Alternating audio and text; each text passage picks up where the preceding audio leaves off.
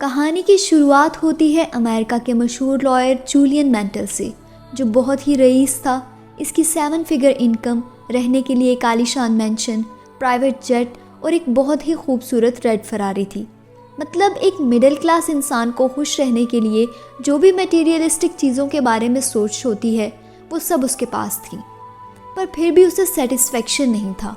वो दिन में 18 घंटे काम करता, जिसके कारण वो अपने 50 के एज में ही 70 का दिखने लग गया था। पर एक दिन अचानक उसे भरी कोर्ट में दिल का दौरा पड़ा और वो कोर्ट के फर्श पर गिर पड़ा। उसे आईसीयू में एडमिट किया गया और टाइम पर ट्रीटमेंट होने के कारण वो बच तो गया। पर डॉक्टर ने इसकी हालत देखकर इसे कहा कि इन्हें अपने स्ट्रेस से भरे काम और अपनी लाइफ में से किसी एक चीज़ को चूज़ करना होगा। इस बात को सुनकर जूलियन गहरी सोच में पड़ जाता है कि वो पूरी ज़िंदगी सारे केसेस जीतता आया, लेकिन अपनी खुद की ज़िंदगी के केस को वो हार गया था। पर एक दिन सुबह उसने बहुत बड़ा डिसीजन लिया। उसने अपने आलीशान मैंशन, प्राइवेट जेट और यहाँ तक कि अपनी रेड फरारी भी बेच दी। और इन सब चीज़ों को बेचकर वो अपनी ज़िंदगी के मकसद को समझने के लिए बिना किसी को बताए हिमालय के ऊंचे पहाड़ों पर सुद्धी योगियों के गांव शिवाना में रहने चला गया।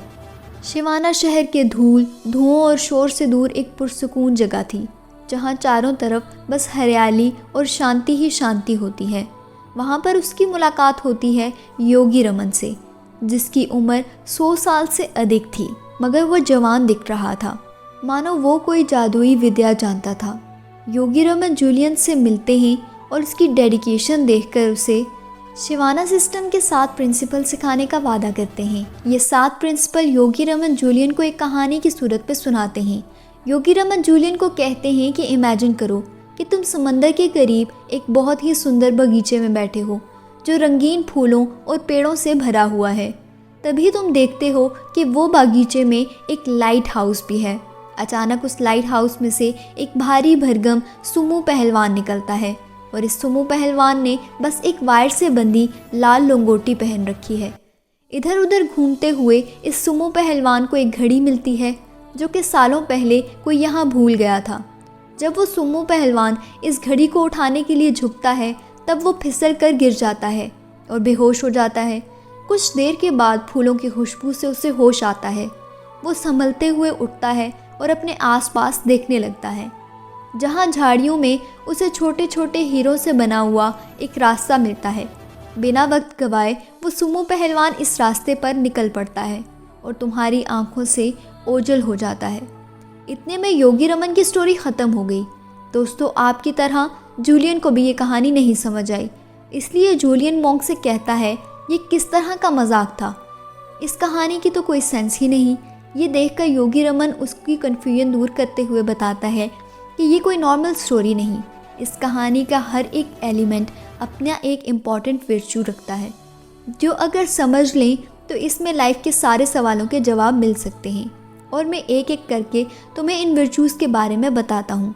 और मॉन्क ने जूलियन को वो 7 प्रिंसिपल सिखाना शुरू किए। First, the garden. कहानी में बताया गया गार्डन रिप्रेजेंट करता है तुम्हारे माइंड को। क्या होगा अगर इस साफ बगीचे में कोई गंदगी फैला दे, शोर मचा दे, तो इस बगीचे की शांति भंग हो जाएगी, बगीचा गंदा हो जाएगा और किसी काम का नहीं रहेगा। ठीक इसी तरह अगर तुम्हारे मन भी चिंताओं और बेकार के विचार और बेमतलब की जानकारियों से भरा रहेगा, तो तुम कभी भी खुश नहीं रह पाओगे। एक माली की तरह सोचो, जो हमेशा अपने बगीचे को साफ रखता है। इसमें क्या आएगा, क्या जाएगा, कैसे इसे साफ रखा जाए, इन सब चीज़ों का ध्यान एक माली रखता है।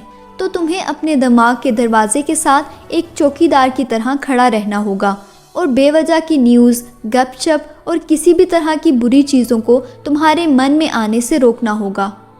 Number 2, the light house. Yogi Raman ने जूलियन को बताया कि इस कहानी में दूसरी चीज़ आई थी, लाइट हाउस। लाइट हाउस का काम होता है रात के अंधेरे में समंदर के जहाज़ों को रास्ता दिखाना।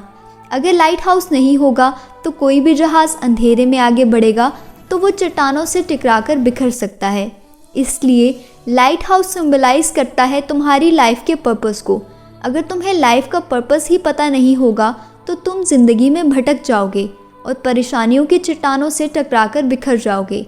लेकिन अगर तुम्हारे पास एक क्लियर विजन होगा, कोई पर्पस होगा, तो तुम इधर उधर नहीं भटकोगे। तुम स्पेसिफिक नॉलेज को कंज्यूम करोगे, काम की बात करोगे और फोकस रह पाओगे। इसलिए अपने पर्पस को फाइंड करो और छोटे छोटे स्टेप लेकर आगे बढ़ो। Number 3, the sumo wrestler. Julian, तुम इस कहानी में एक बड़ा सा सुमो पहलवान भी देखते हो, जो कि जापानीज़ फिलॉसफी काइजन को रिप्रेजेंट करता है, जिसका मतलब होता है कभी ना रुकने वाली इम्प्रूवमेंट या प्रोग्रेस। किसी भी सुमो पहलवान को अपनी इस ह्यूज बॉडी को बिल्ड करने के लिए कॉन्टिन्यूस स्पेसिफिक डाइट और प्रोग्रेस को फॉलो करना पड़ता है। ठीक इसी तरह तुम भी अपने आप को हर रोज़ बेहतर बनाओ और अपने आप को धीरे धीरे इम्प्रूव करते रहो। हर रोज़ छोटे छोटे कामों को ढंग से पूरा करके तुम अपनी ज़िंदगी में बहुत बड़े रिजल्ट अचीव कर पाओगे। पर बहुत से लोग कहते हैं कि इनके पास तो टाइम ही नहीं कुछ सीखने का। तो योगी रमन कहते हैं कि इस तरह के बिज़ी लोग बिल्कुल वैसे हैं जैसे कोई इंसान गाड़ी चलाने में इतना बिज़ी है कि इसके पास पेट्रोल भराने का टाइम नहीं है। इसीलिए शॉर्ट टर्म बेनिफिट्स के लिए स्टूपिड डिसीजन मत लो और टाइम निकालकर हर रोज़ अपने आप को मेंटली और फिज़िकली इम्प्रूव करते रहो और बुक पढ़ते रहो। Number 4, the red cable. Yogi Raman आगे बताते हैं कि जूलियन, तुम्हें ये भी याद होगा कि उस सुमो पहलवान ने एक पतली सी लंगोट पहन रखी थी, जो कि इसकी कमर पर एक रस्सी से बंधी हुई थी। रस्सी के ये पतले पतले तार अकेले कमज़ोर होते हैं, मगर जब उन्हें साथ में जोड़ा जाता है तो ये बहुत मजबूत हो जाते हैं। ठीक इसी तरह तुम्हारा सेल्फ कंट्रोल भी इन छोटी छोटी चीज़ों से बनता है जो तुम अपनी लाइफ में डेली करते हो, जैसे कि सुबह जल्दी उठना, नेचुरल फूड खाना, लिफ्ट के बजाय सीढ़ियों का यूज़ करना। शायद तुम्हें लगता है कि इन छोटी छोटी चीज़ों से क्या फ़र्क पड़ेगा, मगर असल में ये छोटी छोटी चीज़ें ही लाइफ में सबसे ज़्यादा मैटर करती हैं। तुम्हें तुरंत इन चीज़ों का असर नहीं मिलेगा, मगर लॉन्ग टाइम ये छोटी छोटी चीज़ें ही तुम्हारी लाइफ में बड़े बड़े बदलाव ला सकती हैं। तुम्हें समझना होगा कि डिसिप्लिन एक रस्सी की तरह होता है जो करेज के छोटे छोटे धागों से बनती है। Number 5, the golden watch. इन चारों एलिमेंट को समझने के बाद जूलियन इस मॉन्क से पूछता है कि गोल्डन वॉच का क्या मतलब है, जिसे उठाते वक्त सुमो पहलवान गिर पड़ा था। मॉन्क आगे बताते हैं कि इस कहानी का 5वां सदंत इस सोने की घड़ी से जुड़ा है। मॉन्क आगे बताते हैं कि अब कोई इंसान चाहे वो इंडिया में रहता हो, न्यूयॉर्क में रहता हो या फिर दुबई में रहता हो, इन सब लोगों के पास पूरे दिन में सिर्फ 24 घंटे होते हैं। ना किसी के पास 1 मिनट ज़्यादा और ना ही किसी के पास 1 मिनट कम। लेकिन फिर भी शायद तुम्हें लगेगा कि अभी तुम्हारे पास बहुत वक्त है और तुम काम को टालते रहोगे। लेकिन एक दिन अचानक तुम रियलाइज़ करोगे कि तुम्हारे पास जो भी वक्त था वो निकल गया है। तब तक तुम्हारे अंदर खड़ा काबिलियत का पहलवान मुंह के बल गिर चुका होगा। इसलिए इस घड़ी से तुमको ये याद रखना है कि तुम्हारे पास सिर्फ आज ही का वक्त है अपनी ज़िंदगी को बेहतर बनाने के लिए, अपनी ज़िंदगी को जीने के लिए। तो काम को मत टालो, अपनी प्रायोरिटीज़ सेट करो और एक एक कर कर काम को ख़त्म करते जाओ। नंबर 6, द रोज़। वो मॉन्क आगे बताता है कि जूलियन, तुम्हें कहानी में याद होगा कि वो बेहोश पड़ा सुमो पहलवान फूलों की खुशबू से होश में आता है। वो फूल काइंडनेस और सेल्फलेसनेस को रिप्रेजेंट करते हैं।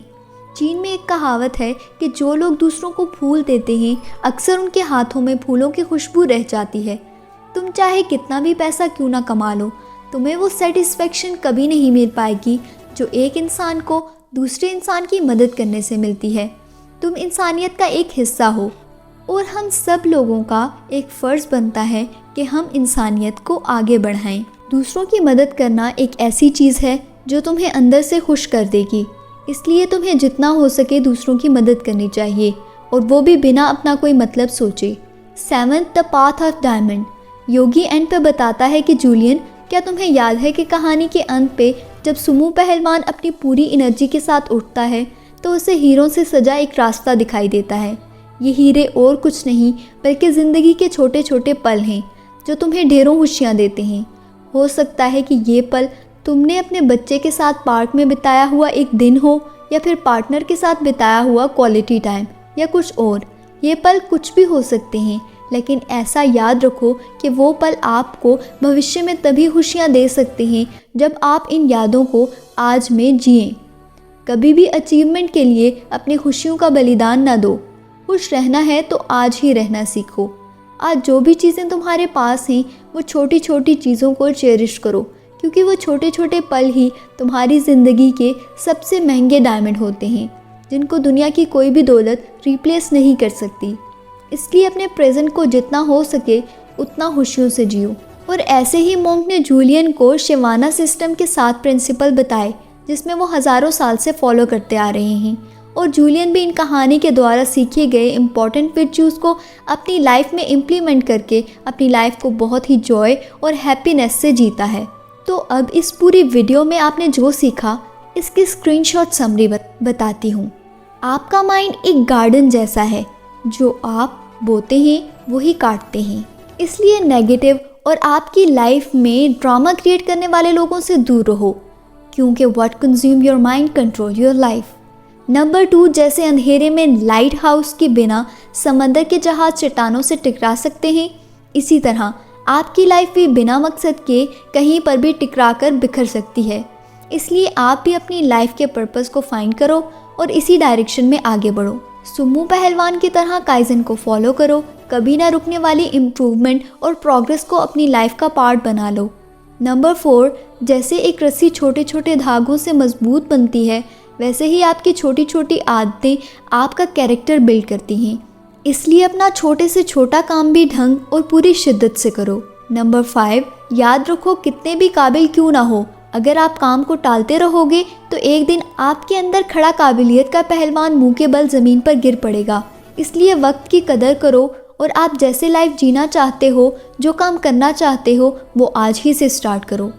नंबर 6, इन फूलों की तरह आप भी इंसानियत का एक हिस्सा हो, तो इस एक दूसरे की हेल्प करने की चेन को बरकरार रखो। नंबर 7, वो छोटे छोटे हीरों से बना हुआ रास्ता और कुछ नहीं बल्कि आपकी ज़िंदगी के वो खुशनुमा पल होते हैं जो आप अपने प्रेजेंट में रहकर अपनों के साथ जीते हैं। वही आपकी सच्ची दौलत है जो आपको जीने का पोटेंशियल देती है। दोस्तों, ये एक बेहतरीन कहानी है जो कि मैंने रॉबिन शर्मा की book the monk who sold his Ferrari से सीखी है। यकीन मानिए, इस किताब में आपको इन 7 बातों के अलावा और भी बहुत कुछ सीखने को मिल सकता है। इसलिए आपको ये बुक एक दफ़ा ज़रूर पढ़नी चाहिए। Thank you.